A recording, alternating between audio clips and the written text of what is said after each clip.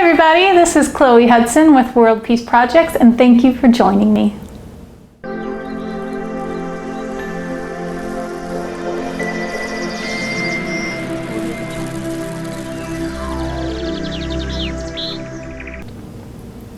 So I am back in Texas visiting family, and a video request came in many months ago, and a woman asked me to explain how I am able to, and I chose to journey nomadic, to work as I travel, and how somebody can achieve something like that.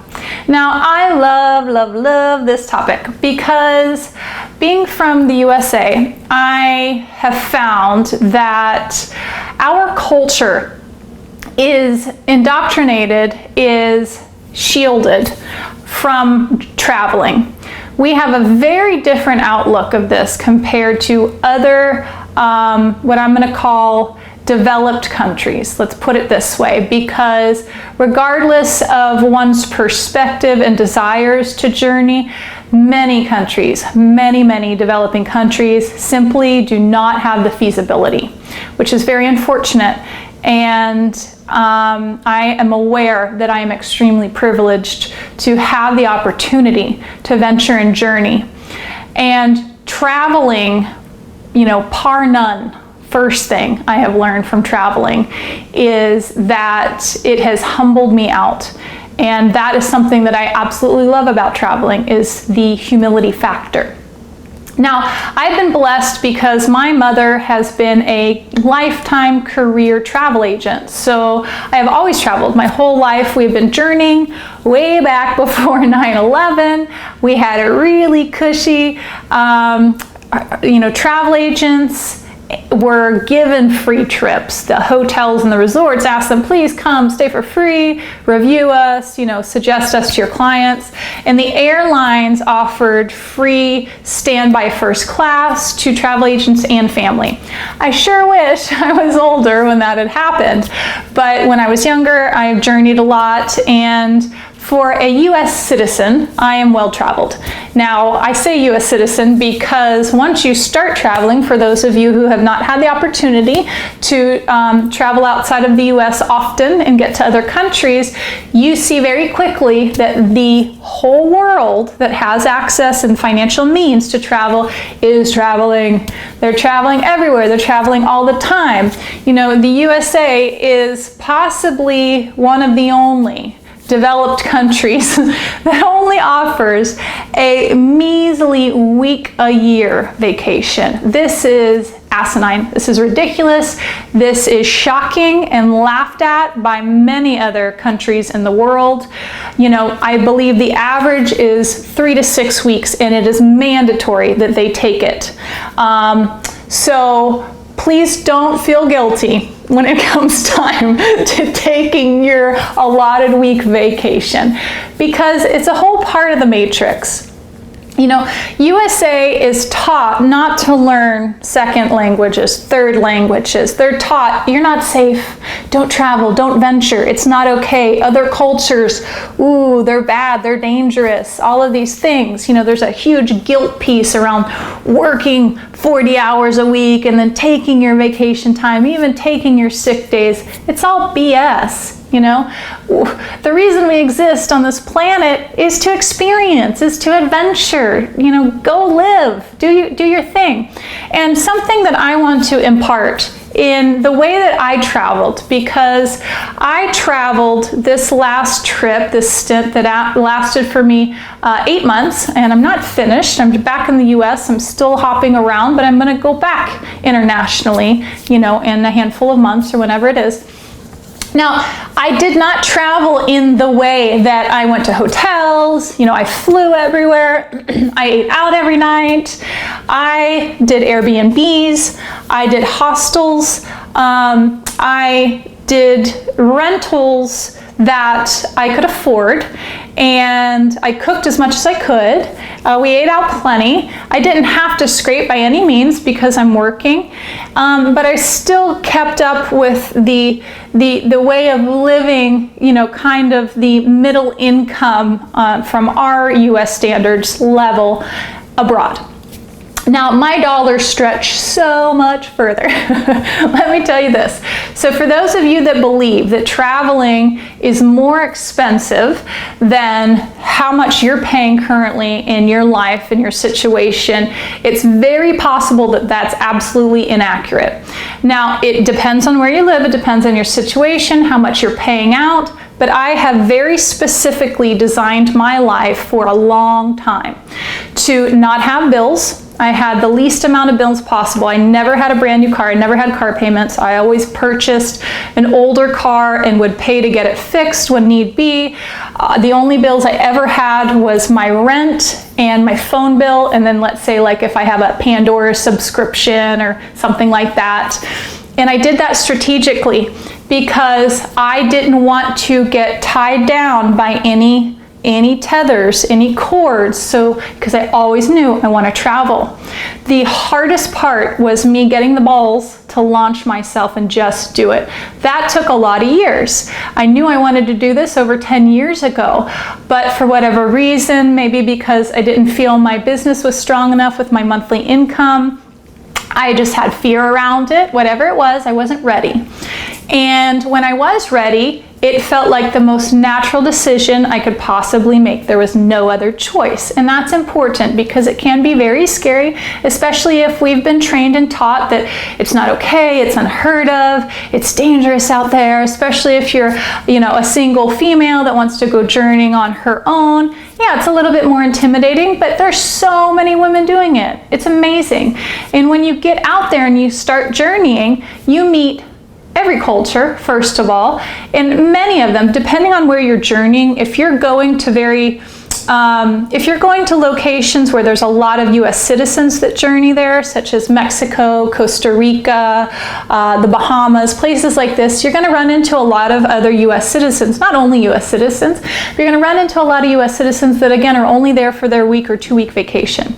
But when you start journeying to other places that are a little bit, more unique and exotic to the average U.S. vacation, you're going to meet every walks of life. Some of them have been doing it 2 months. I met people that have been journeying 4 years, people 7 months, people 9 months, and most of them are not working as they're doing it. Most of them, have saved up their amount of money.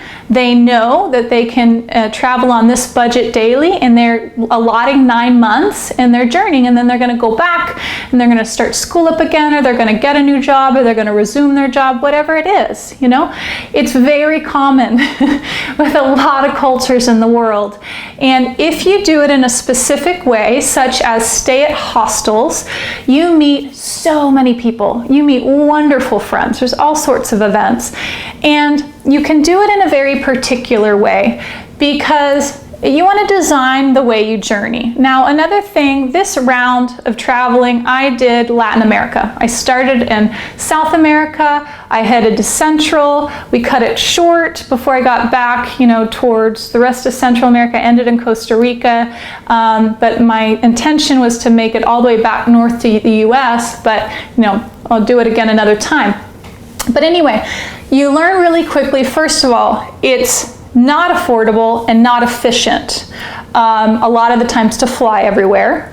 You do a lot of buses, very affordable. A lot of them are really comfortable. It's, a lot of places are not as dangerous as most people think. You have to be street smart. You have to be aware, though that's the world. The U.S., there are parts in the U.S. that are way more dangerous than a lot of countries that one might believe are very dangerous, Like anywhere, you have to have your wits about you and know maybe you don't slide your bag under your seat, maybe hold your bag, don't carry your wallet in the back of your pocket. But most people in the world have that awareness, Don't hand somebody your credit card and let them walk away with it. Make them bring the machine to you.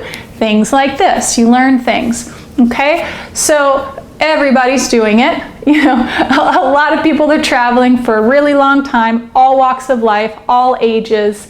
If you want to have more community and meet a lot of people, I suggest hostels.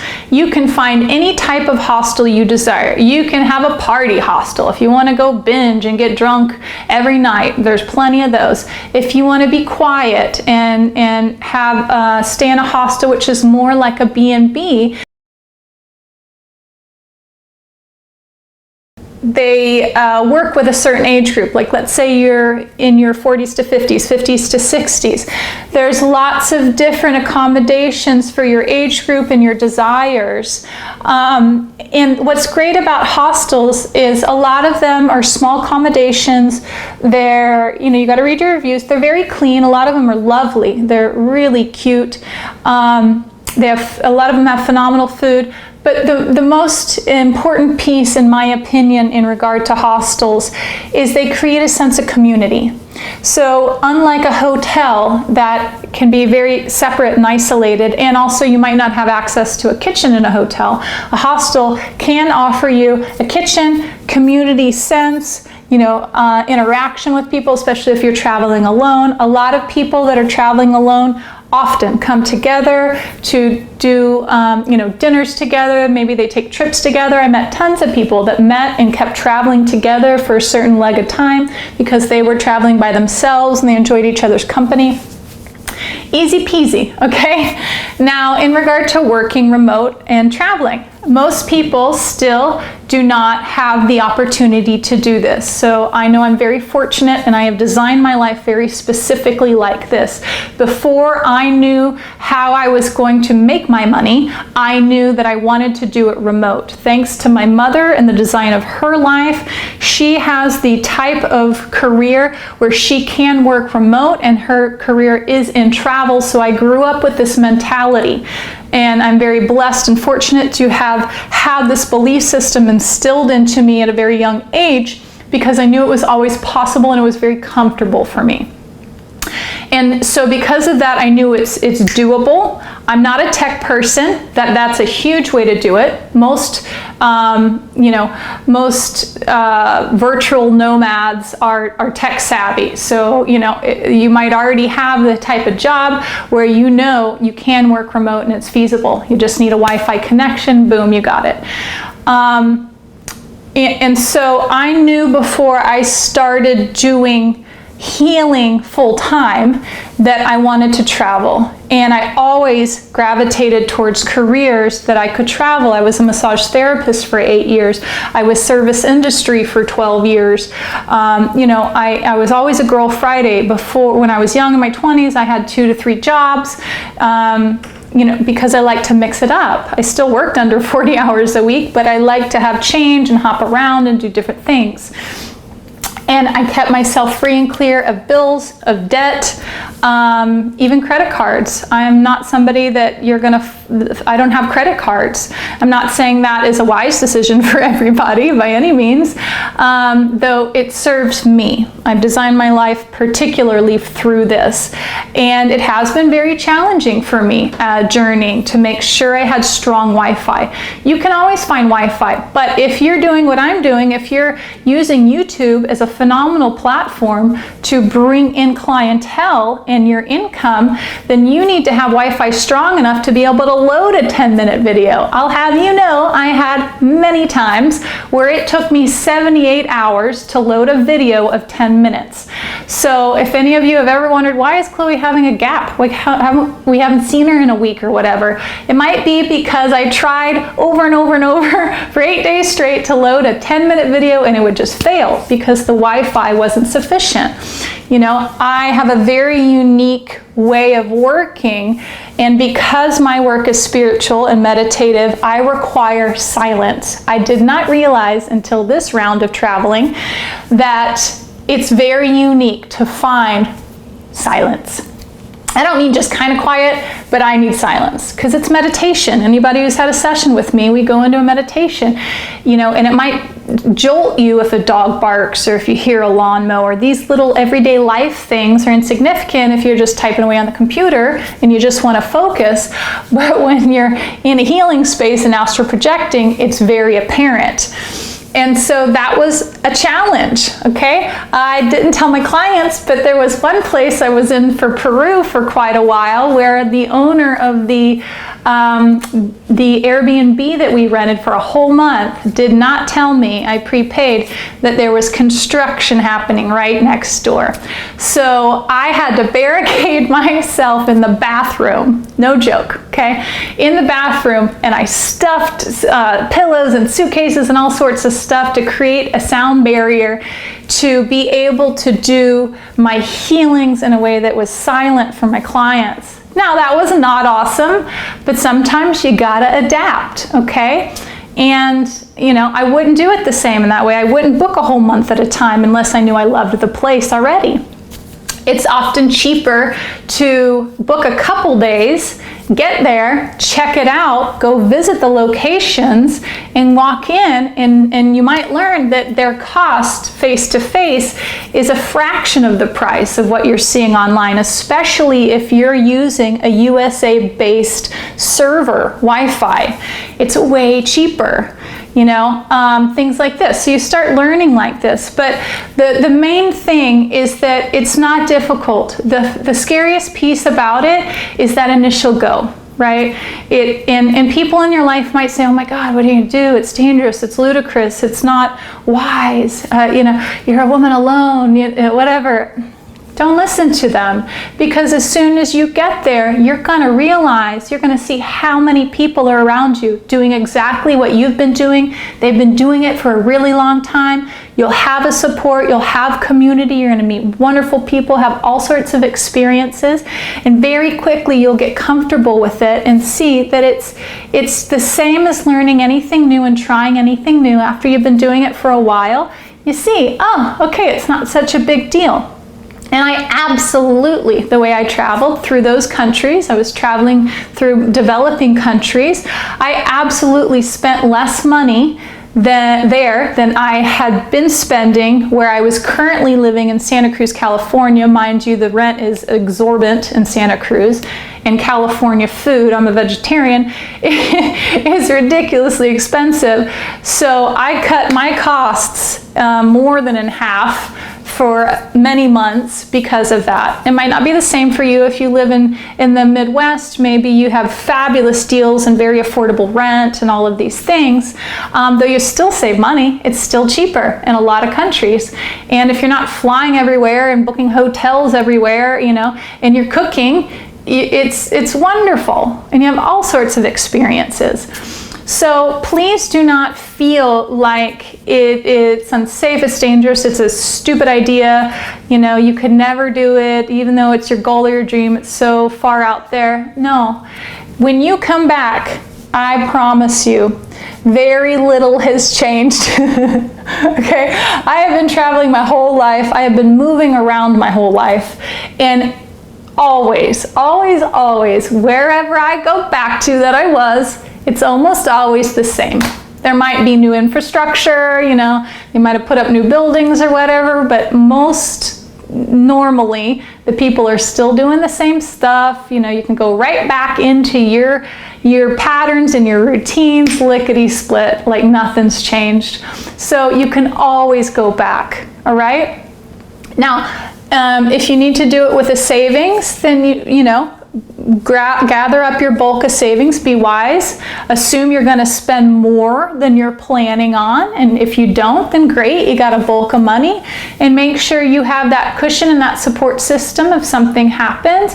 You can get very affordable student travel insurance, you know, and there you go. I loved Ecuador, a country that I find U.S. citizens believe is very dangerous. Colombia, Ecuador, those were two of my favorites. The people were fabulous, the countries were gorgeous. So, you know, don't believe everything you hear about the world, especially if you haven't experienced it firsthand.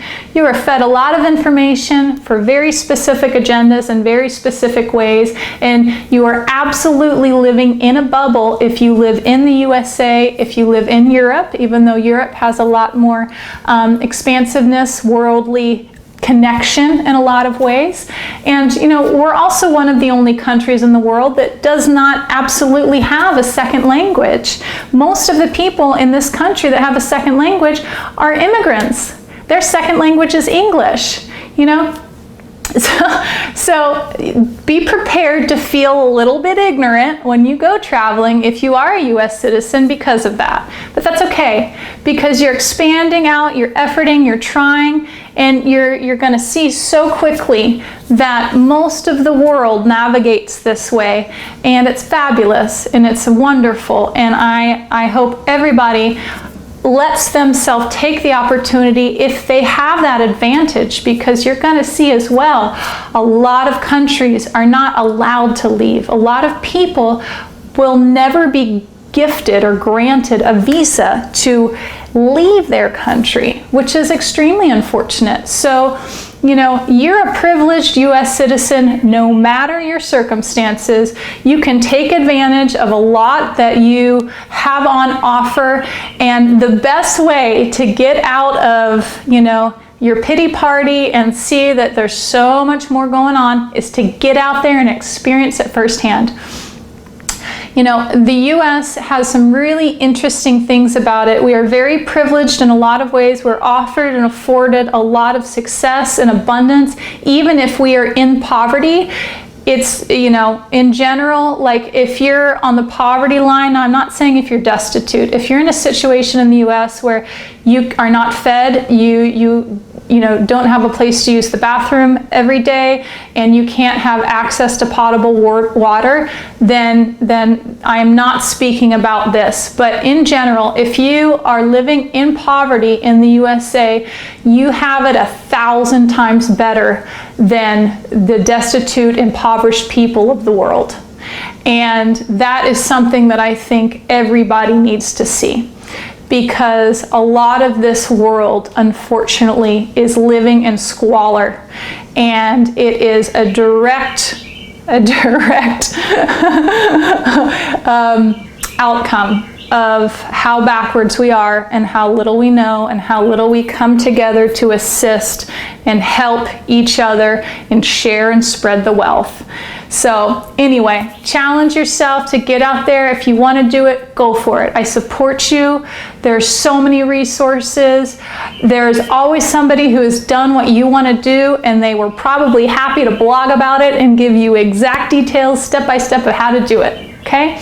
And your dollar can stretch really, really far. You are fortunate. If you are living off of the US dollar, you have a very strong back currency at this point.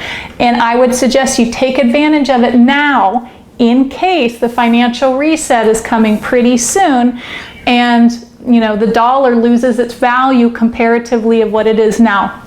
So get out there and make it happen. Have your backup plan, have your support, know where you can always come back to, and you're gonna love it. You're not gonna regret it. Even if it's challenging, it's fabulous, and it will absolutely change you for the better. I have so much faith in you, and I wish you all the best, and I hope that you get to explore this world even more than you have at this point. Blessings to you so much. Bye-bye.